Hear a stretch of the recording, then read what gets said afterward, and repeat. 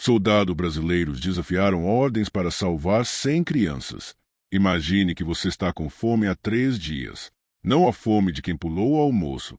A fome que dobra o corpo, que apaga o pensamento, que faz crianças pararem de chorar porque não tem mais energia nem para isso. Agora imagine que, no meio desse silêncio de morte, aparece um homem de farda estranha, com sotaque que você nunca ouviu, segurando pão. Esse homem não era obrigado a estar ali. Ele estava, na verdade, proibido de estar. Mas ele foi assim mesmo. Junte-se a nós nessa jornada épica, uma história que a guerra tentou enterrar, mas que a humanidade se recusou a esquecer. Era o inverno de 1944. A Itália sangrava por dentro. Não era só a guerra que destruía o país, era a fome, o abandono, o colapso de tudo que havia sido construído em séculos.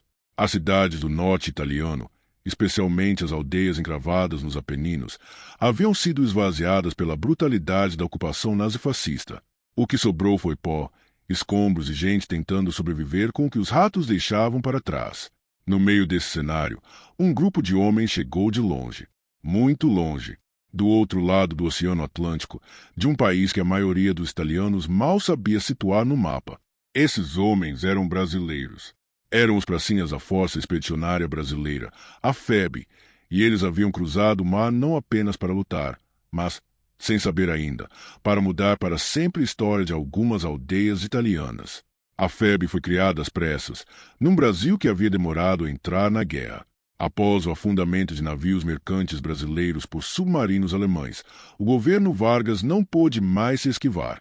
Em 1944, os primeiros contingentes brasileiros desembarcaram em Nápoles, exaustos pela travessia, confusos com o idioma, mal equipados para o frio dos Apeninos e absolutamente determinados a não decepcionar. Eram cerca de 25 mil homens ao longo da campanha italiana. A maioria nunca havia saído do Brasil. Muitos nunca tinham visto neve. Vários eram jovens que mal haviam terminado o ensino básico, recrutados às pressas do interior de São Paulo, do Rio de Janeiro, de Minas Gerais. Homens simples, homens comuns. E é exatamente por isso que o que aconteceu a seguir é tão extraordinário. A missão era clara: avançar pelo vale do Rio Reno, tomar posições estratégicas, enfraquecer as linhas alemãs, colaborar com os aliados na libertação do norte da Itália.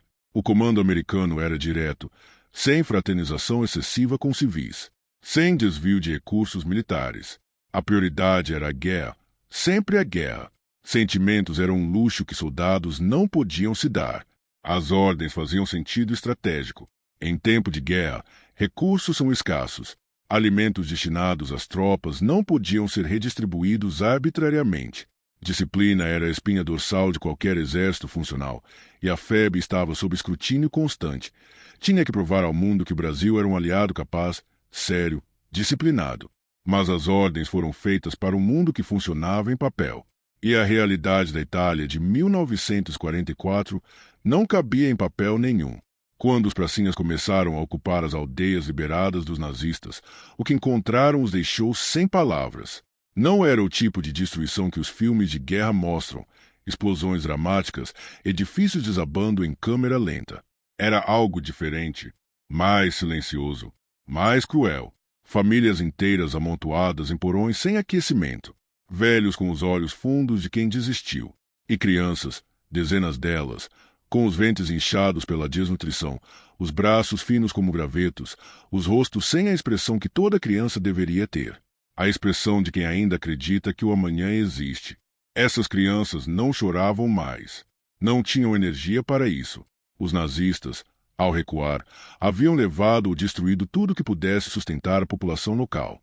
Era uma política deliberada, deixar para trás uma terra arrasada. E funcionou. Aldeias como Montese, Porreta Terme, Castelnuovo, todas no caminho do Pracinhas, estavam à beira do colapso humano completo. Um soldado brasileiro olhou para uma criança italiana sentada na neve, descalça, segurando um pedaço de madeira como se fosse um brinquedo. O menino não pediu nada. Não tinha forças nem para pedir. O soldado tirou o pão do próprio bolso e deu para ele. Essa foi a primeira desobediência.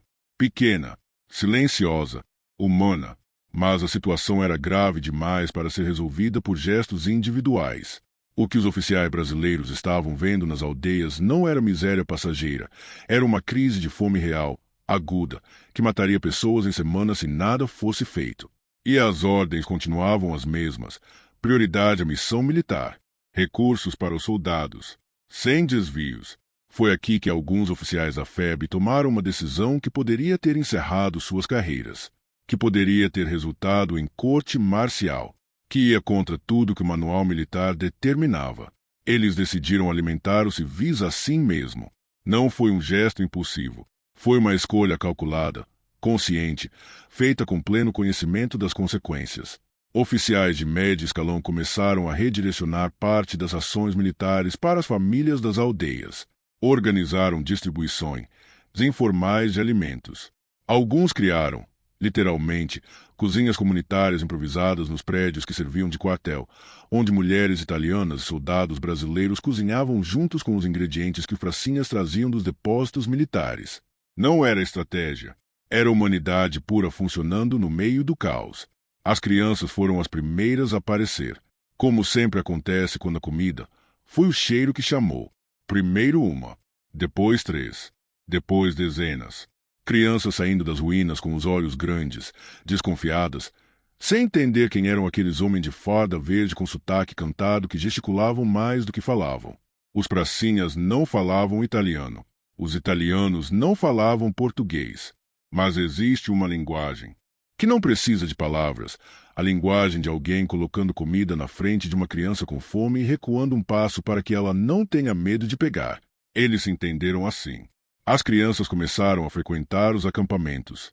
Os soldados começaram a guardar porções das próprias refeições. Alguns escreveram cartas para casa pedindo às famílias no Brasil que enviassem que pudessem, doces, tecidos, qualquer coisa. As mães brasileiras enviavam pacotes atravessando o Atlântico para alimentar filhos italianos que seus próprios filhos nunca conheceriam de outra forma. Era absurdo. Era improvável. Era completamente real. Mas enquanto essa rede de solidariedade silenciosa se formava nas aldeias liberadas, a guerra continuava sem pausa. Os pracinhas que alimentavam crianças à tarde lutavam de rifle em punho de madrugada. O fronte nos Apeninos era brutal. Terreno íngreme, frio intenso, posições alemãs bem trincheiradas. A Batalha de Montese, em abril de 1945, foi um dos momentos mais sangrentos para a FEB. Combate corpo a corpo, ruas tomadas e retomadas, soldados brasileiros morrendo em solo italiano a milhares de quilômetros de casa. O tenente Ari Howen liderou seu pelotão por vielas estreitas sob fogo cerrado. O cabo João Pessoa morreu segurando uma posição para que os companheiros pudessem avançar. Havia pracinhas que pela manhã distribuíam pão para a criança, e à noite cruzavam campos minados no escuro. Eram homens comuns sendo forçados a carregar coisas demais ao mesmo tempo, a brutalidade da guerra e a necessidade de manter a própria alma intacta. Não é qualquer homem que consegue fazer isso. O risco real de punição era constante. Alguns oficiais superiores americanos tinham ciência do que os brasileiros estavam fazendo e fechavam os olhos, talvez por pragmatismo, talvez por reconhecer que soldados com senso de propósito humano lutam com mais determinação do que automatos obedientes. Mas outros não eram tão compreensivos. Houve repreensões formais. Houve ordens sendo reiteradas. Os recursos militares não eram para civis. Os pracinhas continuaram assim mesmo. Havia algo que nenhuma ordem militar conseguia pagar: o fato de que esses homens vinham de um país onde a pobreza não era abstrata. Muitos deles conheciam fome. Conheciam criança descalça no inverno. Conheciam o que é olhar para um adulto com os olhos pedindo socorro, sem conseguir articular palavras. Quando viram isso nas crianças italianas, não viram estrangeiros. Viram algo que reconheciam. E quando você reconhece o sofrimento de alguém como humano, genuinamente humano, não como estatística de guerra, a obediência cega se torna impossível. Com o avanço das semanas, o que havia começado como atos individuais e espontâneos foi ganhando forma. Em algumas aldeias, os pracinhas estabeleceram rotina estáveis de distribuição de alimentos. Crianças que chegavam esqueléricas começaram a ganhar peso. Mulheres que haviam perdido maridos e filhos na guerra encontravam nos soldados brasileiros uma presença que não ameaçava, que, pelo contrário, trazia algo que a Itália havia esquecido como era: gentileza. As famílias italianas davam em troca o que podiam: informações sobre o terreno, abrigo ocasional, o calor humano de sentar à mesma mesa. Algumas deram algo mais duradouro: histórias, nomes, memórias que atravessariam décadas.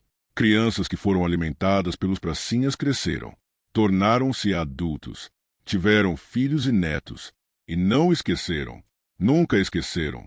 A guerra na Itália terminou em maio de 1945. A rendição alemã no Teatro de Operações Mediterrâneo foi assinada e os tiros cessaram. Os pracinhas começaram um processo de repatriação, a longa viagem de volta para um Brasil que descobririam com amargura crescente. Não sabia muito bem o que fazer com eles. Aqui entra uma das maiores injustiças da história brasileira do século XX. Os homens que cruzaram o Atlântico, que lutaram no frio dos Apeninos, que sangraram em Montese e em dezenas de outras batalhas menores, voltaram para um país que os recebeu com indiferença institucional. O governo Vargas havia caído. A redemocratização trazia outros personagens, outras narrativas. Os veteranos da FEB não eram prioridade política. Não eram símbolo conveniente de nada. Muitos voltaram sem pensão adequada, sem reconhecimento formal. Alguns com sequelas físicas e psicológicas que nenhum médico militar brasileiro estava equipado para tratar. Veteranos de guerra vivendo em pobreza no mesmo país que os havia mandado para o outro lado do mundo para morrer. Era a segunda batalha, a mais longa, e para muitos, a mais devastadora. Mas a Itália não esqueceu. Enquanto o Brasil virava as costas para seus próprios heróis, as aldeias italianas guardavam a memória com um cuidado que envergonha. Em Montese, uma praça foi batizada com o nome dos pracinhas. Em Porreta Terme, monumentos foram erguidos. Famílias italianas que haviam sido alimentadas pelos soldados brasileiros contavam as histórias para os filhos, que contavam para os netos. Toda vez que um historiador ou jornalista europeu se debruçava sobre a campanha italiana, os relatos sobre a generosidade brasileira reapareciam, não como folclore, como fato documentado, testemunhado, vivo na memória coletiva de comunidades inteiras. 80 anos depois, a Itália ainda homenageia os pracinhas. Todos os anos, cerimônias são realizadas nessas aldeias. Descendentes de soldados brasileiros fazem a travessia para participar. Descendentes dos civis italianos que foram salvos se encontram com eles. Há flores. Há discursos em 2 idiomas. Há abraços entre pessoas que só existem porque um soldado brasileiro, há décadas, decidiu que uma ordem injusta não merecia sua obediência. O que os pracinhas fizeram na Itália não era obrigação contratual. Não estava em nenhum manual. Não havia recompensa prevista. Pelo contrário, havia risco real de punição. Eles fizeram porque eram humanos. E porque, no centro de toda guerra, existe uma. Olha que nenhum general pode tomar por você. A escolha de continuar sendo humano mesmo quando tudo ao redor insiste que a humanidade é um luxo que o momento não permite. Os pracinhas recusaram essa lógica. Não com discursos, com pão, com gestos, com a decisão silenciosa e cotidiana de olhar para uma criança com fome e fazer alguma coisa a respeito, independentemente do que o papel dizia. Essa é a diferença entre soldados e homens. E os pracinhas foram as duas coisas ao mesmo tempo e fizeram isso melhor do que a maioria. Décadas se passaram. O mundo esqueceu guerras maiores do que esta. Esqueceu batalhas mais grandiosas, generais mais famosos, números mais impressionantes. Mas nas aldeias dos Apeninos, o nome do Brasil ainda é pronunciado com uma gravidade diferente, com gratidão que não envelhece. Porque é uma verdade que a história insiste em confirmar, batalha após batalha, geração após geração. Armas podem tomar territórios, mas só a humanidade conquista corações. E os pracinhas conquistaram os dois. Depois daquele inverno, a Itália nunca mais olhou para o Brasil da mesma forma. E talvez seja a hora de o Brasil olhar para os seus pracinhas da mesma forma que a Itália sempre olhou, com o respeito que eles sempre mereceram.